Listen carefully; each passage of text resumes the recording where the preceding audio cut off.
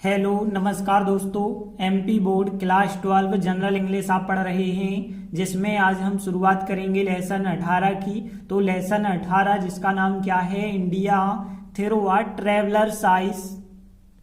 तो देखिए, हम इसमें जो बताई गई कहानी के बारे में बात करें तो इसमें एक लेखिका है, वो भारत देश का वर्णन करती है, भारत देश घूमने आती है। तो लेखिका जो है अमेरिकन है और अमेरिका देश से जो है भारत देश घूमने के लिए आती है, क्योंकि भारत देश से उसे बहुत ज़्यादा लगाव था, इसलिए वो भारत देश को घूमना चाहती थी। तो हम इस पर आधारित महत्वपूर्ण क्वेश्चन आंसर करेंगे। तो देखिए, पहला क्वेश्चन है what is the author's nationality. Nationality क्या होती है, राष्ट्रीयता। तो लेखिका की राष्ट्रीयता क्या है, मतलब लेखक किस देश की निवासी है। तो हम कह सकते हैं जो लेखिका है वो एक अमेरिकन है। तो देखिए, आंसर बताया गया वह एक अमेरिकन है। अब देखिए, हम इसे ट्रांसलेट करके लिखेंगे। वह लेखिका को कहा गया है, हम सी कहेंगे और फिर सहायक क्रिया होगी इज, क्योंकि एक सामान्य सा प्रेजेंट है। तो सी इज एन अमेरिकन, ठीक है ना, आर्टिकल लगाते हैं एक के लिए, और अमेरिकन स्वर से उच्चारण आ रहा तो एन आर्टिकल लगेगा। तो सी इज एन अमेरिकन, वह एक अमेरिकन है, यह आंसर हो जाएगा। तो देखिए, पहला क्वेश्चन जो था बहुत सरल था, केवल सी इज एन अमेरिकन, वह एक अमेरिकन थी, इतना बस आपको लिखना है। इसके बाद यदि हम बात करें दूसरा क्वेश्चन, तो देखिए 2015 में पूछा गया है, तो यह क्वेश्चन हम आईएमपी कहेंगे, तो इसे अच्छे ध्यान से समझना। तो देखिए, दूसरा क्वेश्चन क्या है, how can you tell that, आप कैसे कह सकते हैं कि, और फिर द ऑथर मतलब जो लेखिका थी, हैड ऑलवेज लव्ड इंडिया, हमेशा भारत देश से प्रेम करती थी। आप किस आधार पे कह सकते हैं कि लेखिका सदैव भारत से प्रेम करती थी। तो यहाँ पे बताना है आप कैसे कह पाएंगे कि भारत देश से उस लेखिका को लगाव था। तो देखिए, पाठ में बताया गया है कि लेखिका को भारत देश से बहुत लगाव था। उसके जीवन की यदि पृष्ठभूमि उठा के देखें तो कहीं उसके पिताजी भारत देश से हैं या माताजी भारत देश से हैं, वो भारत के लोगों को ज़्यादा मानते भी थे। तो यहाँ ऐसी कई चीज़ें हैं। उनके फैमिली डॉक्टर और फैमिली डॉक्टर की जो वाइफ हैं वो भी उन्हें भारत देश के बारे में बहुत कुछ बताते रहते थे, और उनके पिताजी भारत देश में जो सबसे ज़्यादा प्रसिद्ध बौद्ध धर्म था उससे संबंधित कई चीज़ें बताते रहते थे। तो इससे लेखिका को भारत देश से लगाव हो गया था। तो देखिए, आंसर में क्या बताया गया, लेखिका कहती है कि भारत देश उसके जीवन की पृष्ठभूमि का हिस्सा हमेशा रहा था। उनके फैमिली डॉक्टर और फैमिली डॉक्टर की जो वाइफ थी, उनने भारत के बारे में कई कहानियां उसे लेखिका को सुनाई थी, और उसके जो पिताजी थे बौद्ध धर्म से संबंधित कई चीजें भारत के बारे में उसे बताते आते थे। और ये सब चीजें यही दर्शाती हैं कि लेखिका सदैव भारत देश से प्रेम करती थी। तो देखिए, इन लाइनों को हम कैसे ट्रांसलेट करते हैं। तो देखिए, यदि हम बात करें पृष्ठभूमि को कहा जाता है बैकग्राउंड। तो आपको पता होगा बैकग्राउंड जो होता है आपके जीवन की पृष्ठभूमि कहलाती है। तो पृष्ठभूमि हो जाएगा और लाइफ हो जाएगा, और पार्ट मतलब हिस्सा, ऑलवेज मतलब हमेशा, और रहा था या फिर रहा था के लिए जो शब्द है वो बी मतलब हो चुका था, ठीक है ना। बी मतलब होना होता है, बी का थर्ड फॉर्म जो होता है वो बीन होता है। तो यहाँ पे हम कह सकते हैं बीन मतलब रहा था, क्योंकि यहाँ पे एक प्रकार से परफेक्ट टेंस है, क्योंकि यहाँ किसी क्रिया में रहा रहे रही नहीं आ रहा, वरना आप सोचने लगो केवल रहा था मतलब हुआ था कह सकते हैं। तो देखिए, यहाँ लेखिका कहती है मतलब द ऑथर मतलब लेखिका, और कहती है तो कहना के लिए होता है से में आप एस जोड़ दें क्योंकि प्रेजेंट सिंपल है, तो सेज। तो द ऑथर सेज दैट, लेखिका कहती है कि, और फिर इसके बाद इंडिया हो जाएगा सब्जेक्ट। सब्जेक्ट के बाद आप सहायक क्रिया लगाएंगे, परफेक्ट टेंस है, हेड, हेड के बाद आएगा थर्ड फॉर्म बीन आएगा यहाँ पे, फिर ठीक है ना, हेड के बाद थर्ड फॉर्म आएगा तो बीन, फिर ऑलवेज, ऑलवेज मतलब हमेशा रहा था, और क्या रहा था, हिस्सा मतलब पार्ट, और फिर बैकग्राउंड ऑफ हर लाइफ। तो यहाँ पे हो गया हमेशा के लिए ऑलवेज, द पार्ट मतलब हिस्सा, ऑफ द बैकग्राउंड ऑफ हो जाएगा, और फिर यहाँ पे होगा हर लाइफ मतलब उसके जीवन की बात हो गई। तो देखिए यहाँ पे the author says that India had been मतलब रह चुका था या रहा था, और फिर ऑलवेज हमेशा the part of the background of her life. इसके बाद देखिए दूसरी लाइन, उनके फैमिली डॉक्टर मतलब हम कहेंगे उनके मतलब उनके परिवार के, तो दियर कह सकते हैं, दियर फैमिली डॉक्टर एंड उसकी वाइफ मतलब फैमिली डॉक्टर की वाइफ, तो यहाँ पे हिज वाइफ कहना होगा। तो their family doctor and his wife उसकी पत्नी ने भारत के बारे में, भारत को इंडिया कहेंगे, अबाउट के बारे में कई स्टोरीज मतलब कहानियां सुनाई थी, तो सुनाना होता है टेल, तो यहाँ सुनाई थी परफेक्ट टेंस हो जाएगा, तो टेल का थर्ड फॉर्म आप क्या लगाएंगे, टोल्ड। तो यहाँ पे देखिए सब्जेक्ट हो गया their family doctor and his wife, इसके बाद हेड, फिर आप सहाय क्रिया लगाएंगे, सहाय क्रिया हेड के बाद थर्ड फॉर्म आएगा, तो यहाँ टोल्ड मतलब सुनाई थी, और फिर स्टोरीज, स्टोरीज मतलब कहानियां सुनाई थी, फिर अबाउट इंडिया मतलब भारत के बारे में, तो यहाँ पे their family doctor and his wife, और फिर हैड टोल्ड सुनाई थी स्टोरीज अबाउट इंडिया भारत के बारे में।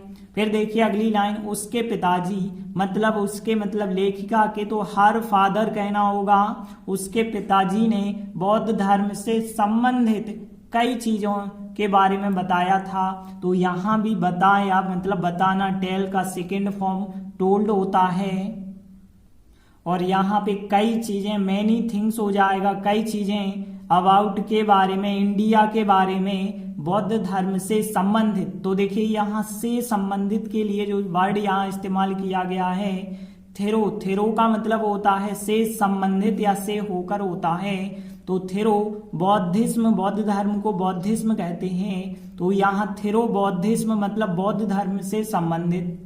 अब देखिए बाकी यदि देखें, उसके पिताजी ने कई चीजें बताई, पास्ट सिंपल, सब्जेक्ट के बाद सेकंड फॉर्म, फिर आता है ऑब्जेक्ट मतलब हर फादर उसके पिताजी ने, टोल्ड मतलब बताई, सीधा सेकंड फॉर्म, कोई सहायक क्रिया नहीं होती है, हर फादर उसके पिताजी ने टोल्ड बताई, मैनी थिंग्स कई चीजें बताई, अबाउट इंडिया भारत के बारे में, और थेरो बौद्धिज्म मतलब बौद्ध धर्म से संबंधित। आगे की लाइन देखिए, ये चीजें दर्शाती हैं कि, तो ये चीजें मतलब होता है दीज, दीज मतलब होता है, दीज थिंग्स हम कहेंगे, दीज मतलब ये होता है, और थिंग्स होती हैं चीजें, दर्शाती हैं, दर्शाना होता है, सो एस एच ओ डब्ल्यू, सो मतलब होता है दर्शाना।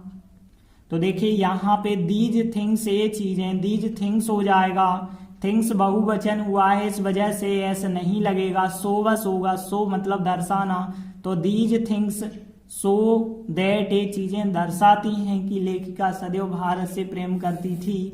तो ये लाइन आप क्वेश्चन की लिख सकते हैं, तो यहाँ दैट से लगा के पूरी क्वेश्चन की लाइन। तो देखिए तीसरा नंबर हमने जो लिखा वो तीसरा नंबर यदि आप इतना पूरा लिख दें, ठीक है, तो पूरा आंसर हो जाएगा। यहाँ दीज थिंग्स ये चीजें सो दर्शाती हैं that the author had always loved India. एक बार हम चारों लाइनें रिवाइज करा दें तो द ऑथर लेखिका सेज कहती है दैट की India had been always the part of the background of her life. Their family doctor and his wife had told stories about India. Her father told many things about India through Buddhism. These things so that the author had always loved India. तो देखिए इस प्रकार से answer बना है। The author says that, लेखिका कहती है कि India had been always the part of the background, Bharat हमेशा पृष्ठभूमि रहा है ऑफ हर लाइफ, उसके जीवन की। और फिर दियर फैमिली डॉक्टर, उनके जो फैमिली डॉक्टर हैं और उनकी जो पत्नी हैं वो हमेशा सुनाती आती थी स्टोरीज अबाउट इंडिया, भारत के बारे में कहानियां सुनाती थी। और हर फादर, उनके पिताजी, टोल्ड मैनी थिंग्स, कई चीजें बताते थे अबाउट इंडिया, भारत के बारे में। थ्रू बौद्धिज्म मतलब बौद्ध धर्म से संबंधित। दीज थिंग्स सो दैट, ये चीजें दर्शाती हैं कि, इसके बाद क्वेश्चन की लाइन लिख देते हैं that the author had always loved India, की लेखिका भारत देश से हमेशा प्रेम करती थी। इसके बाद देखिए अगला तीसरा क्वेश्चन है, 2019 में पूछा गया है, इस वजह से आईएमपी क्वेश्चन है। तो देखिए तीसरा क्वेश्चन क्या है, which are the two groups, मतलब दो कौन कौन से ऐसे समूह थे that the author interested in, जिनमें लेखिका को दिलचस्पी थी, इंटरेस्टेड थी लेखिका। तो ऐसी दो ग्रुप्स कौन कौन से थे, तो देखिए जैसे ही वो भारत देश में घूमने के लिए आती हैं लेखिका, तो उसके लिए दो चीजों में ज्यादा इंटरेस्ट था। एक तो जो यहाँ पे शहर में युवा बुद्धिजीवी रहते हैं, मतलब जो इंटेलिजेंट लोग रहते हैं उनकी बात हो रही है, और दूसरे गांव में जो मेहनत करने वाले किसान रहते हैं, इन दो समूहों में लेखिका की बहुत ज्यादा रुचि थी। तो देखिए आंसर क्या बताया गया, लेखिका दो समूहों में दिलचस्पी रखती थी या इंटरेस्टेड थी, एक ही बात है, शहरों में युवा बुद्धिजीवी और गांव में किसान। तो देखिए यहाँ पे यदि हम ट्रांसलेट करें इन दोनों लाइनों का, तो देखिए कैसे ट्रांसलेट कर पाएंगे। तो देखिए यहाँ पे पहली चीज किसान, किसान के लिए फार्मर भी हम कहते हैं, लेकिन एक शब्द और आप लोगों ने पिछली क्लास में पढ़ा होगा, पीजेंट। तो यहाँ पे पीजेंट का मतलब भी होता है किसान, बहुत से किसान है तो पीजेंट्स, ये 11वीं में आप लोगों ने पढ़ा होगा। और देखिए युवा बुद्धिजीवी के लिए भी the young intellectuals, the young intellectuals मतलब होते हैं युवा बुद्धिजीवी, तो बुद्धिजीवी के लिए इंटेलेक्चुअल्स भी कहा जाता है। तो यहाँ पे बिल्कुल हम लिखेंगे द यंग इंटेलेक्चुअल्स, इन लगा के शहरों की बात करें, शहरों को मतलब क्या कहेंगे, द सिटीज, तो यहाँ पे हो जाएगा the young intellectuals in the cities, and और, ठीक है ना, एंड और हम कहेंगे द पीजेंट्स, पीजेंट्स मतलब किसान, और फिर इन द विलेजेस मतलब गांव में, ठीक है ना। तो इस टाइप से आप बना पाएंगे the young intellectuals in the cities and the peasants मतलब किसान, और कहाँ पे, इन द विलेजेस। इन दो समूहों में लेखिका को दिलचस्पी थी। तो देखिए यहाँ पे यदि आप ट्रांसलेट करेंगे तो देखिए यहां से यहां तक जो है आप क्वेश्चन की लाइन लिखेंगे कि the author is interested in, मतलब लेखिका जो है दिलचस्पी रखती है, इन हो गया, और फिर केवल आपको द टू ग्रुप्स आपको लिखना होगा। तो देखिए वैसे हम यदि अलग करके बता दें तो द ऑथर सब्जेक्ट हो जाएगा, इज सहायक क्रिया हो गई जो क्वेश्चन में लगी थी, तो द ऑथर इज इंटरेस्टेड मतलब रुचि रखती है, दिलचस्पी रखती है, इन लगा के द टू ग्रुप्स मतलब दो समूहों में, ठीक है ना। ये लिखा द टू ग्रुप्स और ये लिखा है the author is interested in. तो यहाँ पे पूरी लाइन क्वेश्चन से ही है कि द ऑथर हो जाएगा is interested in the two groups हो जाएगा, और फिर the young intellectuals in the cities and the peasants किसान इन द विलेजेस गांव में। तो देखिए इस प्रकार से आंसर बना है the author is interested in the two groups, question की लाइन, फिर द यंग इंटेलेक्चुअल्स युवा बुद्धिजीवी इन द सिटीज शहरों में, एंड द पीजेंट्स और किसान इन द विलेजेस गांव में। तो देखिए ये तो बहुत सरल सा आंसर था। इसके बाद हम देखेंगे अगला क्वेश्चन जो है बहुत ही मोस्ट क्वेश्चन है कि कश्मीर के लोगों का वर्णन कीजिए। 2014-2020 में 2 बार आ चुका है, तो बहुत ज्यादा मोस्ट क्वेश्चन है, इसे आप बिल्कुल अच्छे ध्यान से समझना। तो देखिए क्वेश्चन 4 क्या है, describe the people of Kashmir, मतलब कश्मीर के लोगों का वर्णन कीजिए, कश्मीर के लोग कैसे होते हैं। तो देखिए लेखिका जब भारत देश यात्रा करने आती है तो वह कश्मीर की भी यात्रा करती है, क्योंकि उसने कश्मीर के बारे में भी बहुत कुछ सुन रखा था। जैसे ही कश्मीर की यात्रा करती है तो देखती है कि कश्मीर के लोग प्राय बहुत ज्यादा गोरे होते हैं, और जो कश्मीर की महिलाएं होती हैं बहुत ज्यादा सुंदर होती हैं, उनके लाल भूरे रंग के बाल होते हैं, नीली आंखें होती हैं। तो ये सब चीजें और उनके चेहरे की बनावट भी कुछ अलग होती, क्लासिक होती है कह सकते हैं। तो यह सब लेखिका ने देखा कश्मीर में जाकर के। तो देखिए लेखिका ने बताया कश्मीर के लोग कैसे होते हैं। कश्मीर के लोग प्रायः गोरे होते हैं, लाल भूरे बालों वाली और नीली आंखों वाली जो औरतें होती हैं वहां की सुंदरता होती हैं। उनकी त्वचा का रंग जो है सुंदर क्रीम कलर का होता है। और उनकी फीचर्स कहें मतलब चेहरे की जो बनावट होती है वो जैसे यूनान के जो देश होता है, यूनान देश, वहां के व्यक्ति होते हैं तो उनके जैसी जो है बिल्कुल शानदार बनावट होती है। तो देखिए अब हम इन चारों लाइनों का ट्रांसलेट करते हैं। तो देखिए यहाँ पे यदि हम गोरे की बात करें तो फेयर का मतलब होता है गोरा, FAIR फेयर का मतलब क्या होता है गोरा। और एक शब्द और OFTEN ऑफन, ऑफन मतलब होता है प्रायः, अक्सर। तो हम कहेंगे ऑफन फेयर, प्रायः गोरे होते हैं, प्रायः के लिए ऑफन हो गया और फेयर मतलब गोरे हो जाएगा। और यदि हम देखें यहाँ पे कि लाल भूरे रंग को क्या कहते हैं तो देखिए लाल भूरे रंग को जो कहा जाता है वो वर्ड है आवर्ण, ठीक है ना। आवर्ण का मतलब होता है लाल भूरा रंग, ठीक है। और ब्लू मतलब होता है नीला रंग हो गया। और ब्यूटी मतलब सुंदरता होती है। और स्किन कलर मतलब त्वचा का रंग होता है। और क्रीमी मतलब क्रीम कलर का, तो क्रीम ही आप लिख सकते हैं। तो देखिए एक एक वाक्य को ट्रांसलेट करते चलते हैं। कश्मीर के लोग प्राय गोरे होते हैं, कश्मीर के लोग सब्जेक्ट हो जाएगा। फिर सहायक क्रिया एजेमार में से आर लगाएंगे आप। तो देखिए कश्मीर के लोग द पीपल ऑफ कश्मीर हो जाएगा, कश्मीर के लोग आर सहायक क्रिया। ऑफन फेयर मतलब प्राय गोरे होते हैं। फिर इसके बाद तो देखिए लाल भूरे बालों वाली के लिए क्या कहेंगे। देखिए हेयर का मतलब होता है बाल, लेकिन ईडी यदि जोड़ दें तो बालों वाली, तो आवर्ण हेयर्ड का मतलब हो जाएगा लाल भूरे बालों वाली। एंड ब्लू आइड हम कर दें, देखिए वैसे होता है आइस का मतलब होता है आंख, लेकिन यदि हम आइड कर देते हैं तो आंखों वाली, तो ब्लू आइड मतलब नीली आंखों वाली। और वोमेन मतलब औरतें कह सकते हैं। और फिर सहायक क्रिया आपको लगानी होगी। तो देखिए यहाँ आवर्ण हेयर्ड मतलब लाल भूरे बालों वाली, एंड ठीक है ना, आवर्ण हेयर्ड एंड ब्लू आइड नीली आंखों वाली वोमेन मतलब औरतें। फिर आर सहायक क्रिया हो जाएगी। ब्यूटीज मतलब सुंदरताएं, ठीक है ना। ब्यूटी एक वचन होता है लेकिन ब्यूटीज मतलब सुंदरताएं। और फिर देयर मतलब वहां की सुंदरताएं होती हैं। तो यहाँ पे हो जाएगा आवर्ण हेयर्ड एंड ब्लू आइड, फिर आर सहायक क्रिया, फिर ब्यूटीज मतलब सुंदरताएं होती हैं। और फिर देयर मतलब वहां की सुंदरताएं होती हैं। फिर देखिए उनकी त्वचा का रंग, तो दियर हमें कहना होगा क्योंकि वोमेन बहुत सारी हैं। तो दियर स्किन कलर उनकी त्वचा का रंग, दियर स्किन कलर उनकी त्वचा का रंग। और फिर देखिए सहायक क्रिया आपको लगानी होगी। तो देखिए त्वचा का रंग एक वचन है इस वजह से इज, तो दियर स्किन कलर उनकी त्वचा का रंग।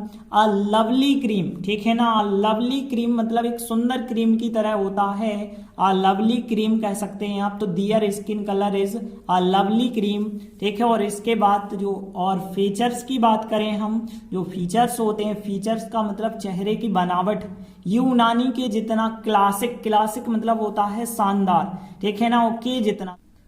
तो देखिए एज और एच के बीच में आप पॉजिटिव डिग्री लिख देते हैं। तो क्लासिक को क्लासिक कहते हैं। यदि आप देखें एज क्लासिक, एज का मतलब क्या होता है, उतने शानदार जितने की, ठीक है ना, उतना की जितना की होता है। एज और एज यदि आप लगा देते हैं तो हम एज क्लासिक एज कहेंगे मतलब उतने क्लासिक जितने की, ठीक है ना। तो एज क्लासिक एज हो जाएगा यहाँ इतने वर्ड के लिए। तो यहाँ पे देखिए एंड फीचर्स, फीचर्स मतलब चेहरे की बनावट, फीचर्स अब बहुवचन मतलब उन सब लोगों की चेहरे की बनावट। फिर आर लगाएंगे सहायक क्रिया, फिर एज क्लासिक एज, और फिर ग्रीक, ग्रीक मतलब होते हैं यूनान के लोग। तो यहाँ पे देखिए एंड फीचर्स और उनकी चेहरे की बनावट आर एज क्लासिक एज उतनी क्लासिक होती है, उतनी शानदार होती है जितने की यूनानी होते हैं, यूनानी मतलब ग्रीक। तो देखिए चारों लाइनें फिर हम ट्रांसलेट करके बताएं। The people of Kashmir, Kashmir के लोग आर सहायक क्रिया। ऑफन फेयर प्राय गोरे होते हैं। Auburn haired and blue eyed women are beauties there. Their skin colour is a lovely cream. And features एस लगा देते हैं बहुवचन, फीचर्स आर सहायक क्रिया हो जाएगी एज क्लासिक एज ग्रीक। तो देखिए आंसर क्या बना है, the people of Kashmir, Kashmir के लोग, यहाँ पे आर बना लेना, कश्मीर के लोग आर ऑफन फेयर, प्राय गोरे होते हैं, और आवर्न हेयर्ड, लाल भूरे बाल होते हैं, और ब्लू आइड, नीली आंखें। और वहाँ की जो वुमेन होती हैं आर ब्यूटीज देयर, वहाँ की सुंदरता होती है। दियर स्किन कलर, उनकी त्वचा का रंग इज आर लवली क्रीम, एक सुंदर क्रीम की तरह होता है। और जो उनकी फीचर्स है, चेहरे की बनावट है, आर एज क्लासिक एज, मतलब उतने शानदार होते हैं जितने की ग्रीक मतलब यूनान के निवासी होते हैं। तो देखिए यह बहुत मोस्ट क्वेश्चन है, आराम से आप ट्रांसलेट करके 2-3 लाइनें हैं, आराम से आप लोगों से बन जाएंगी। तो हमने इस प्रकार इस अध्याय के 4 इंपॉर्टेंट क्वेश्चन कंप्लीट किए। कुछ क्वेश्चन और बचे होंगे, हम आगे के वीडियो में उपलब्ध कराएंगे। तब तक के लिए धन्यवाद।